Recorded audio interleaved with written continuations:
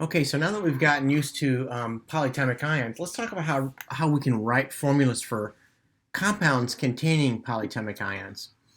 So when writing formulas containing polyatomic ions, we use the same rules for charge balance as we did with simple ionic compounds. It's the same thing, right? So if we've got a magnesium 2 plus and a nitrate 1 minus, well, we're going to have to keep adding nitrates on there until we get enough to cancel the charge, right? 2 plus, now we've got 2 minuses.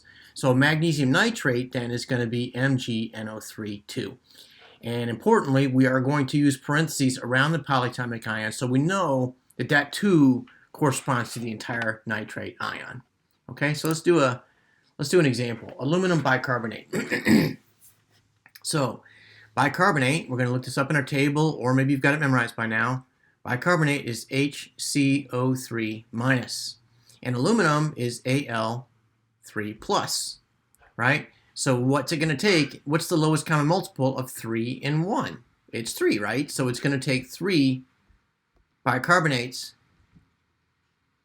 in order to account for that 1 aluminum ion, right? So it's going to be AlHCO3 3, right? That's kind of ugly because of parentheses. You'll get used to it.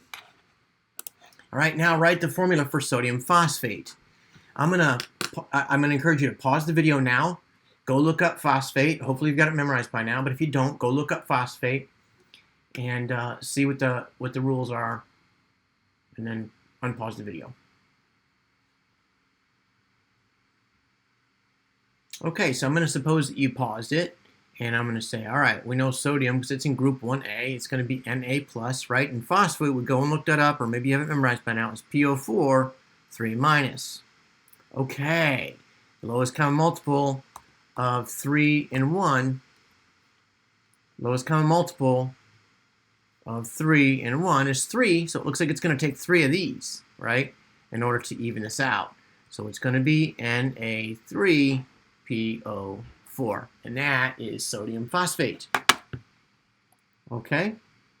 Now, naming ionic compounds containing polyatomic ions is just the same thing as we did before. First of all, we write the positive ion, which is almost always a metal, right? We write the positive ion, then we write the name of the second. Write the name of the polyatomic ion second, and we're done. Okay? So if we're using a metal that has more than one charge possibility, then we have to say that with the Roman numeral. But sodium is in group 1, so we don't say sodium 1, we just say simply sodium sulfate. Iron 3 sulfate, because this really is iron, or phosphate, because this is really iron 3 plus, right? Because phosphate's got a minus 3 charge on it, right? And so you know carbon's got a minus 2 charge on it, or carbonate has a minus 2 charge on it. So you already knew that. Never mind. You already knew that aluminum's got a 3 plus charge on it. So this is simply aluminum carbonate. Okay? So some compounds with polyatomic ions. Table 6.9 gives you a bunch to practice with. And let's close this conversation out with a learning check. Please pause the video and get some answers for these, and then come back and compare yours to mine. Okay, so I'm going to suppose that you paused it. First of all, I'm going to go through and look for nitrate, and that's not nitrate.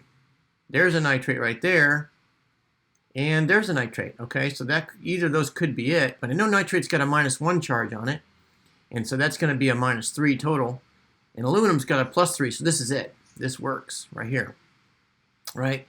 You see that's got a minus 1 charge on it because it's nitrate, but this is 3 plus, so this doesn't match by charge.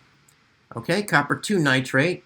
Copper 2 nitrate is going to have a 2 plus on the copper, 2 plus, and a 2 plus. But there's 2 of them here, so it's going to be 4 plus. No, it's definitely not that, because nitrate's a minus 1. Minus 1 times 2, yep, there it is right there. Right, what's the problem with this one? Well, that's only minus 1 right there. And it doesn't match up with the 2 plus, right? Okay, what about iron 3 hydroxide? Iron 3 plus, and there's a 1 minus. That doesn't match. 3 plus, and then you times 3, that's going to give 9 plus, and that's only a minus 1. That doesn't match. There's a minus 1 times 3, right? And that's 3 plus. This is it right here. Okay? 10, 4, so that's got a 4 plus on it. 4 plus and 4 plus. Okay, 4 plus times 4, it's definitely not that.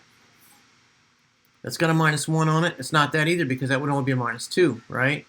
And there's 4 plus. It must be this one. Yep, minus 1 times 4 and 4 plus, they cancel each other out. So it is definitely that one. All right, so that's some good practice for you. Your textbook's got some more information at the back of the book, but I think we're going to stop this conversation here. Please bring your questions to me.